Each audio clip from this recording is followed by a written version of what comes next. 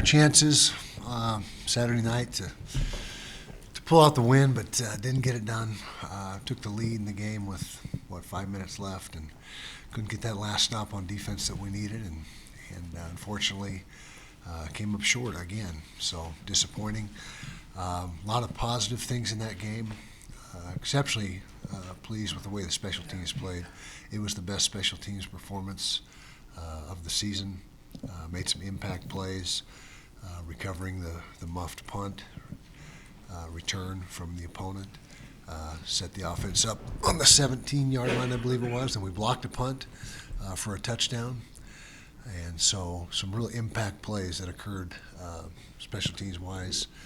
It was good to see because we had not done much of that this year.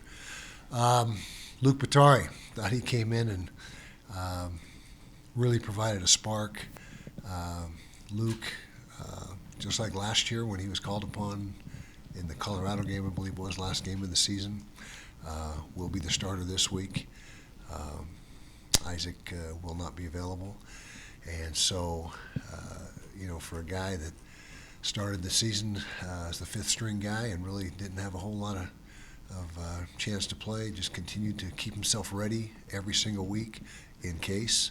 And last week was the week that he got his opportunity and really did some good things. Came in and really provided the spark for us, and so that was good to see Luke do that. And again, he'll get the opportunity this week to be the starter. Some other performances, Dadrian Zipper came in and did a nice job. We missing a couple, two or three receivers, and so he had his opportunity and made the most of it. Had 4 catches. Big catch at the beginning of the game. It was a great catch on the deep ball. Keith Olson, our right guard.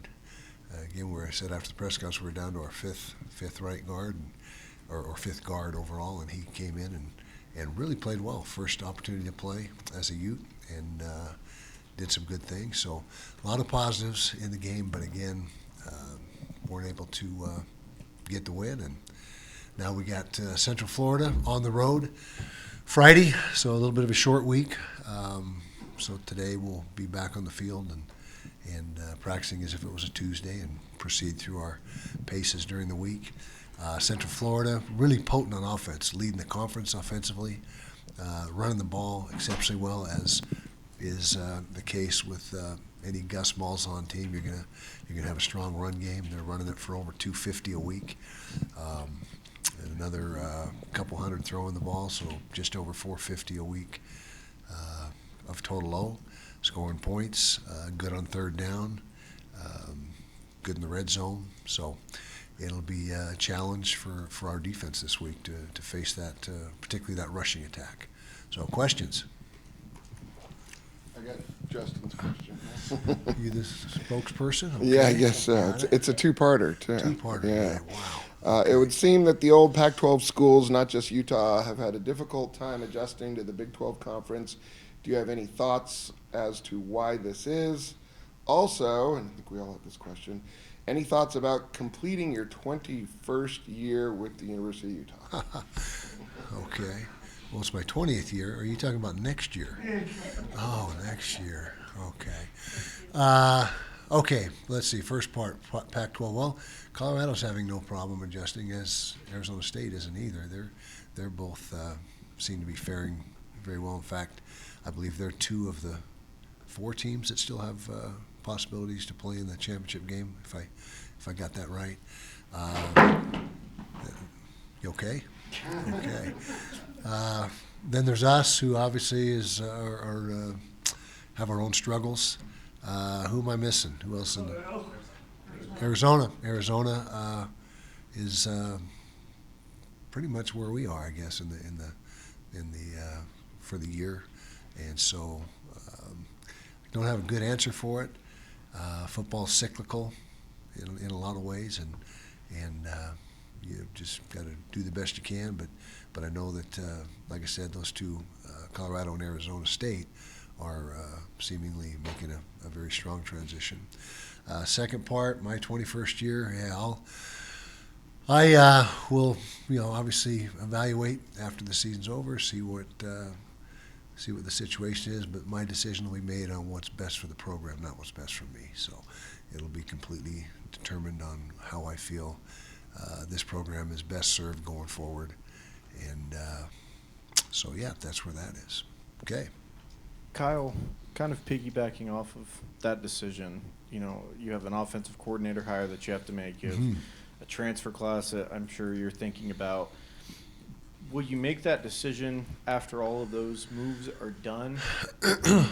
Can't tell you for sure. It's just, like I said, after the final game's finished, Friday, 4 days from now, 5 days from now, sit down and evaluate everything. I can tell you right now that Coach Scally will be involved in decisions going forward because it's only right that he does that because he's the coach in waiting, and when that time comes, we need to make sure that he's had input on big decisions, and so it'll be a team effort in that respect going forward as far as hiring and recruiting and that type of thing. Given the quarterback situation this year, how much of a priority is it to get a starter level quarterback out of the portal? Yeah, well, we gotta solve our quarterback problems. I can tell you that, and that has been a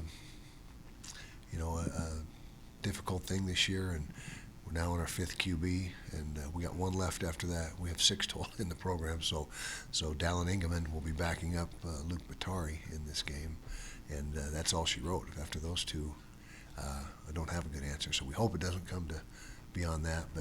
But quarterback, as I've said over and over, the most important position in football, in team sports, period. And you better be good there if you want to have a chance to win. And so we've got to evaluate, just like I've got to evaluate my situation, we've got to evaluate the quarterback situation and make sure we have ourselves covered for next year. I guess that's the best answer I can give. PK. Will Isaac be ready for spring ball? Yes, we think that is going to be the case.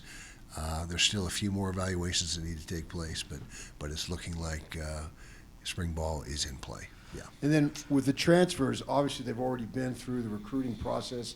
I'm wondering, where do they place as priority as far as NIL? Incoming portal transfers for us? Yes. Just generally. Well, the top priority is being able to retain your own roster and the players on your roster that are particularly the key guys, and then you also have key roles that need to be filled through the portal, via the portal, and so that will be right there at the top of the list. And so we've already begun the process of having conversations with our own players and making sure that we got everything in order there, and then we move on to the next phase, which is the portal, and then of course your incoming freshmen will be involved in that as well. But portal will be a priority for us. I foresee being 10 to 15 players from the portal roughly, and that could change by a guy or two, but that's about the projection. Kyle, last year you said was the worst for injuries that you've ever been a part of. Is this year worse, and is there anything that can be done to avoid this happening again? Well, that's a good question. Which one is worse? They're both been challenging.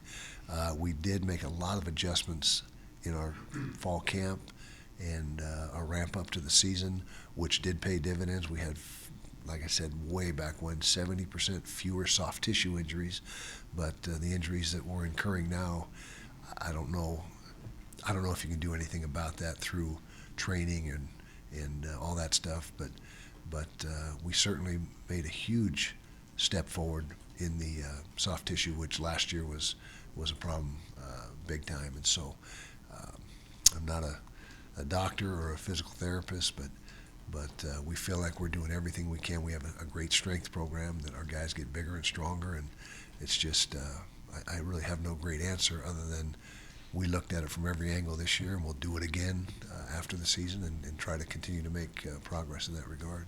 And then, not to nail you down to a specific date, but how soon is it or important is it for you to make a decision as soon as possible for recruits and players?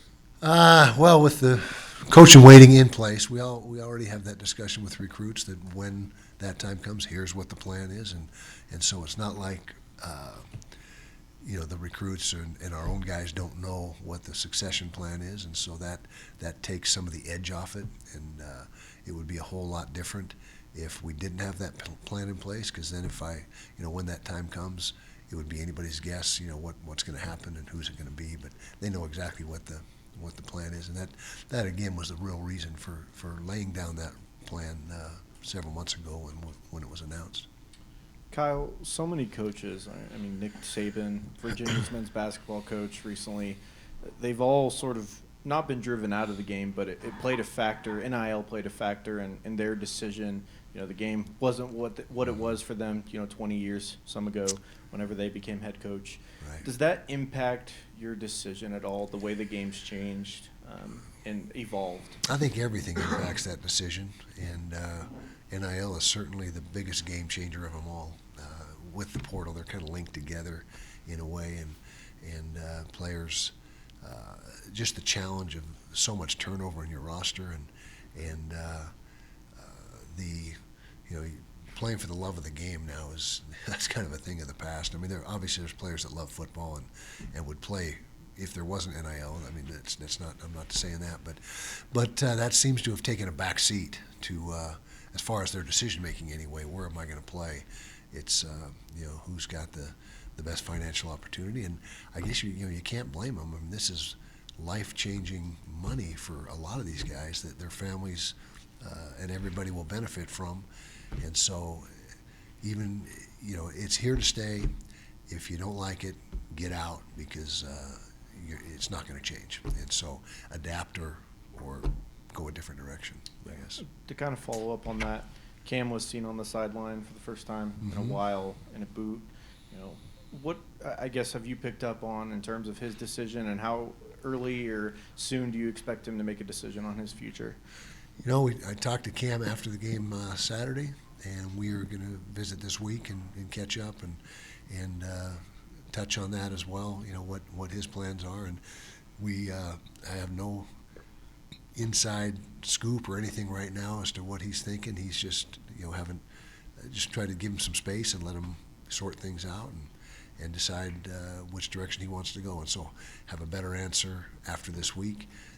But again, that's on Cam's timeline, and obviously we've got to at some point make our own decisions on what's going to happen if there's still indecisiveness. But I think that should be cleared up in the next week to 10 days. Was Isaac hurt when he was taken to the ground, or was he hurt on the ground when he was rolled I think it over? was the rollover. Yeah, I think. But there was no penalty. He was already down on the ground, and player safety. You're talking to the wrong guy about referees and penalties and what's going on there. I just don't. I don't even want to get into it. But no, the initial tackle was not what caused. It was the finish of the tackle, or what do you want to, however you want to term it, and yeah, that's what it was. So piggybacking off of Cam's future, there are a couple of other guys who have been out for the season with injuries, mainly Cannon Johnson and Levani Demooney. Have you heard anything from the two of them regarding their futures? Yeah, they both would like to come back as of our most recent conversations. Now that, again, is just like everything, is subject to change. But Levani's been rehabbing and doing very well, and if he decides to come back, he'll be ready to roll in January with off-season conditioning and jump right into it.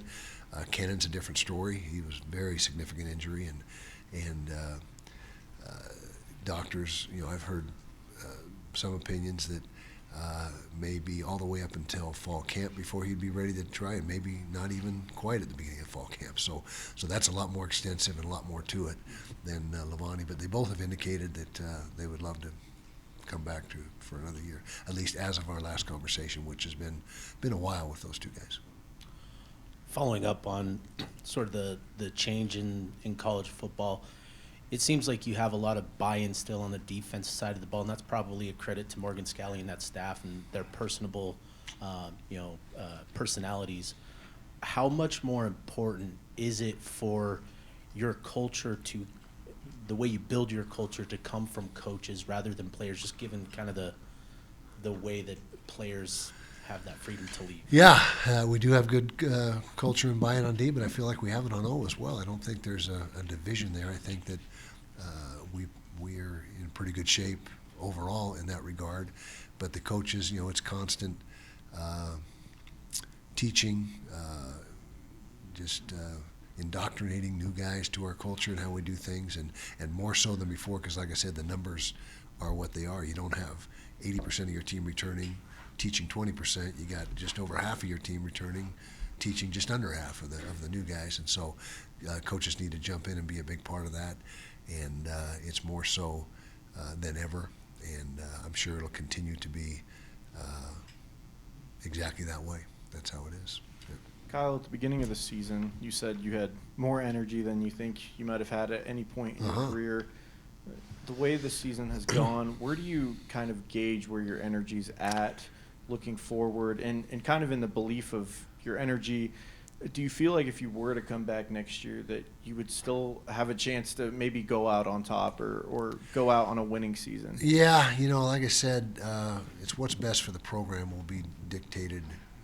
My decision will be dictated based on, and to time it just right, so you go out at just the right time. I mean, that they're very, very small percentage of people are able to do that, and so again, I'm not saying, well, this was a bad year, so for me, I got to come back and have a better year. I mean, everyone wants to have a better year next year, regardless of who the coach is, and like I said, it's just an evaluation process from me and my family to decide, what's best. And again, I continue to emphasize, put the program first, and whatever the program, what puts the program in the best situation, that's the decision I'll make. As far as energy, I feel great. I mean, I don't have any.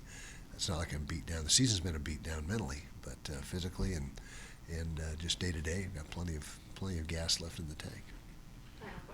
Coach, you've always valued those extra practices preparing for a bowl game. How much does it hurt, especially for the younger guys, not to have that? Yeah, it's a downer, particularly for the younger guys, but not as much as before, because we'll have half a new team next year, and so they won't be here anyway to benefit from those practices. So it's nowhere near as impactful or beneficial as it has been, but it still is. I don't want to downplay it, because it's better than that half your guys get more opportunity than, and with the outgoing seniors, it might even be more than half, but or less than half that would benefit.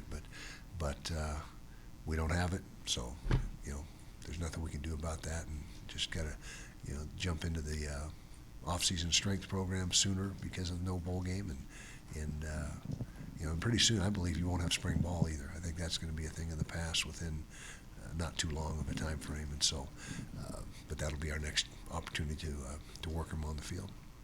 Did you say that was it? Dang. Okay. All right, guys. Thank you.